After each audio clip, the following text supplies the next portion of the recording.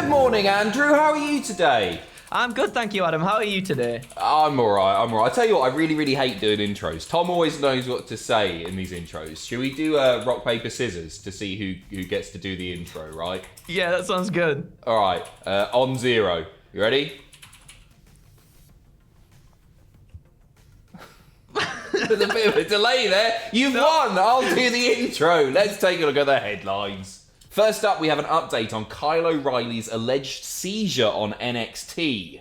A WWE Hall of Famer is making their in-ring return. And a brand new WWE show has been filmed. We'll tell you all about it. But first off, as promised, an update on Kyle O'Reilly. Before we continue, he's absolutely fine. Don't want to worry you or anything. So last night, there was a big 6-man tag team match. And then, once again, Adam Cole was a very naughty boy. It was a great match, and then Adam Cole comes out and he ruins bloody everything. What happened, Andrew? Oh, I'll tell you what, Adam. It was chaos in the ring. Wednesday night, NXT main event, mental, right? Chaos in the ring, chaos everywhere. Up he goes. Finn Balor is on turnbuckle. I'm going for coup de grace. And then who comes? Here he is. He's cocking his hand, doing all this. Boom. No. Pushes Finn straight off the turnbuckle. The ref gets taken out. Adam Cole turns to Kyle O'Reilly, who's outside the ring. We get a straight pump kick to Kyle O'Reilly's head. Mental, right? He picks old Kyle up, and then a suplex onto the steps. It's crazy, right? It's Did mental. you just say he picks all Kyle up? He picks all of it. Old Kyle. All of Kyle. Well, I don't know. He does pick all of Kyle up and then suplexes him onto the steel steps. It's pretty mental. It looked like Adam Cole took the worst of it, actually. Yeah, it looked like he got the worst of it because I think he landed on that's the corner of the ring, corner of the steps. Sorry, apparently, right there. Yeah. He lands on the corner and then he's like selling it more than Kyle is. And then he was just like, oh, my back. Yeah. But Kyle O'Reilly, the show went off the air. What did it look like when it went off the air, Andrew? So it was really weird because it didn't linger on Kyle or anything. Like the end shot was it was zoomed out and you've got Finn in the ring. And then on the floor, you can see Kyle O'Reilly. He's not moving or anything. And a ref's just waving his arms. And then that's it. Like it just goes off air. So we didn't really see anything considering the seizure actually on TV there. Right, so the reason that people have been so concerned about this is because photos have emerged on Twitter and reports from those live in attendance also being tweeted saying that Kyle O'Reilly was legit hurt and that he was convulsing, his body was twitching, and then he was taken off on a stretcher. Triple H was out there looking all concerned as well, so everybody was very worried about this for Kyle's health, obviously. But the update is as follows from Ryan Satin. From what I'm being told, Kyle O'Reilly did not suffer a real seizure after NXT tonight and did not suffer a medical episode. According to WWE sources, it was all just part of the storyline. Happy to hear that he's okay. I'm also told there was no intent to make it look like he was suffering a seizure. That just spread due to what was reported from the few fans in attendance. So that's really good to hear, obviously. It's just Kyle O'Reilly being a brilliant seller, isn't it? Oh my God, this is building up, right? Because people have been saying this, it's a bad move.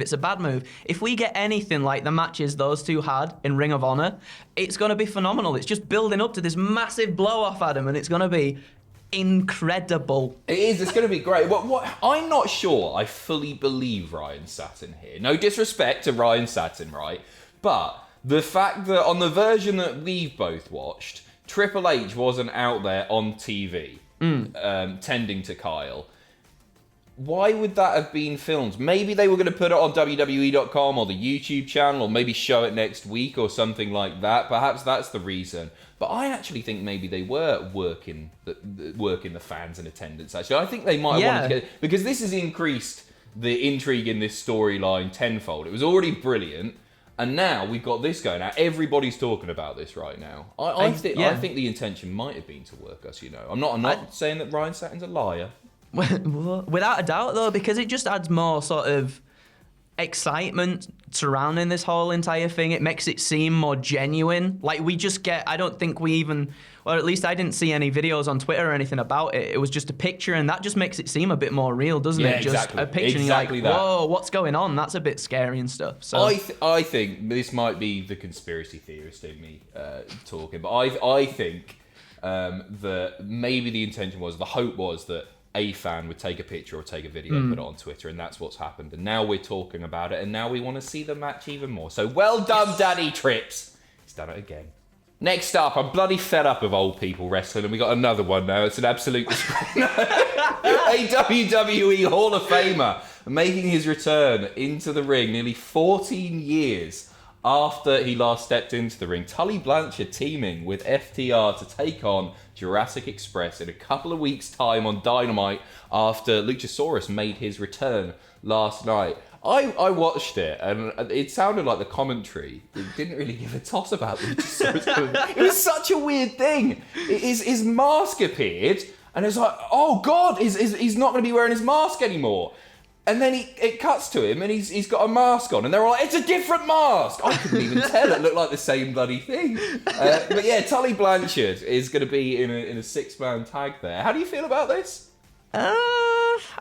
He's nearing 70 now. I'm not really entirely sure how much he's going to be involved in the match, but, I mean, because we've heard about reports of Arn Anderson sort of maybe down the line joining with FTR. Are we gonna get some of that, Adam? We're gonna get some Four Horsemen going. Where only two of them can wrestle. The worst Four Horsemen.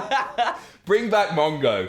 I you know what? I like it. I like the way that AEW so far have been using the legends to elevate talent. This isn't like it's a big match on pay-per-view. I'm not saying it's definitely not going to happen on pay-per-view. But I don't feel like this is taking a spot away from somebody else. It's just the most sensible thing to do. And as you say, I don't think he's going to do much. I don't think he's going to be out there pulling a Ricky Morton, doing Canadian Destroyers all over shop. Well, I'll tell you what, Adam. I'm telling you now, Tully Blanchard and Arn Anderson, AEW Tag Team Champions in next few months. Book it, Tony, you bastard. Next up, a couple of big matches announced for 2 weeks' time on NXT, including a couple of Raw stars heading to the yellow brand. Andrew, who are they? Woo-hoo-hoo-hoo. We knew it was coming. We knew it was coming anyway. Yeah, no, it's Shayna Baszler and my whole Nia Jax. They appeared on NXT last night to confront the winners of the Women's Dusty Cup, Raquel Gonzalez and Dakota Kai, and woo, it's going to be a strike fest, Adam. A strike fest. Keep going. A strike fest, Adam. I mean, it's a weird one, but I'm absolutely chuffed for Dakota Kai and Raquel Gonzalez. I thought it was a great match. Really, really happy for them. I'm a little bit sad that it's Nia and Shayna that they're going up against. You know what I mean? I just sort of like I sort of wish it was Charlotte and Asuka over those two. I think that'd give them a bit more legitimacy, right? Not that they're not going to get legitimacy anyway from beating Shayna and Nia. That's the new combined name, Shire. I feel like a dick because Shayna's obviously great. I really, really love Shayna. I'm just not a massive Nia fan. I don't think too many people are. But I don't know. It's no longer like a really big feel fight for me. I think they've lost a bit. But whatever, it'll be good. The other match, of course, MSK. Taking on Oney Lorcan and Danny Burch for the NXT Tag Team titles. So that's looking like a pretty decent show already. But that's the same night, right, that Tully Blanchard is going to be stepping back in the ring as well. So there's a lot going. You got to choose. Ratings war. Ratings war indeed. It's shaping up to be a pretty decent show there. Who have you got? Do you reckon Dakota and Raquel might bring the tag titles to NXT? I think so. That'd be because I really hope they do. I'm telling you now, Adam. There's better teams. There's better women's teams on NXT now than there is in Raw at the moment. That's what I'm thinking. They don't seem to know what to do with those belts on the main roster. We whinge about it all the time, but it's the truth is that they've often been used as a prop to elevate and build singles feuds. Put them on NXT, and I think they'll be used properly. Yeah, definitely, without a doubt. Who have you got for MSK and Britain Brawlers, though? Go on. I just think where they've come in, MSK have come in and they've immediately won the Dusty Cup. I think they're going to win the tag titles too. Yeah, me too. I feel like Danny Burch and Oney Lorcan haven't really done much with him either. I think they've defended him twice since getting him in October last year, and it just doesn't. There's nothing to it. I don't feel there's much to them as tag champs. But MSK, I can feel them really elevating the titles as well, like this. Get your arms out, elevating them like. Yes. Next up, this is my favourite story this morning. We've got an update on Bo Dallas's WWE status. Now, yesterday it was reported that essentially WWE Creative have nothing for Bo Dallas, and that's why he's not being used on WWE TV. I think his last match was back in 2019. It's been a while. I think it might have done a house show or something since. But Fightful Select here with a further update on what Bo Dallas has been up to recently. So this is from Sean Ross Sapp. And he says, Bo Dallas is keeping busy by attending SmackDown. The report states that he's been backstage for the last couple of shows. Apparently he's been a welcome sight and wrestlers were happy to see him. You better believe, Adam. Yay! He's keeping busy. It's all right. He's got stuff on. He loves SmackDown. It's a 2-hour show. It's easy. He just goes to catering, watches it on the TV, and has a whale of it. So, congratulations to Bo Dallas, who I'd love to see on TV. I hear a lot of people talking about like they want to see Bo and Bray do something together. It's something that's never really that. It certainly doesn't appeal to me now that Bray's doing the Fiend thing. Maybe, I don't know, actually. Maybe if because everybody knows that they're brothers. Maybe if the Fiend set fire to Bo Dallas, that'd be a cool little moment. I don't want to see a big feud between the two. But. No, I was thinking the other day, we've had all this stuff like all these superstars like Aleister Black, they're not getting any screen time and stuff. I was like, what if Fiend comes back and he's got like this weird cult around him? Like a new sort of like Wyatt family, but sort of just with the demonic, crazy people. Crazy people. I feel like some of these are going to work and some of these aren't going to. So Andrade doesn't feel like he would fit in there. Aleister Black does, and then you got Bo Dallas as well. That might be quite fun. I'd like that. It's one thing that they never really did with Bray is that the cult never properly grew. I know you had Daniel Bryan in there for a bit, and they added Braun after a while as well. But really, to me, that the cult should have been a cult, and it should have just got bigger and bigger and bigger and bigger and bigger. Yeah. And they never properly did that with Bray, which I always found frustrating. So yeah, now's the time to do it. Now he's not a cult leader anymore. Give him a bloody cult. Perfect. Next up, WWE have filmed a brand new NXT show. And Andrew Hodkinson is here to tell us all about it. Thank you, Adam Pacitti. So, Fightful Select. Over to you, Andrew. Thanks, Adam. Thanks very much. So, Fightful Select released Bloody lag. Over to you. Sorry, go on.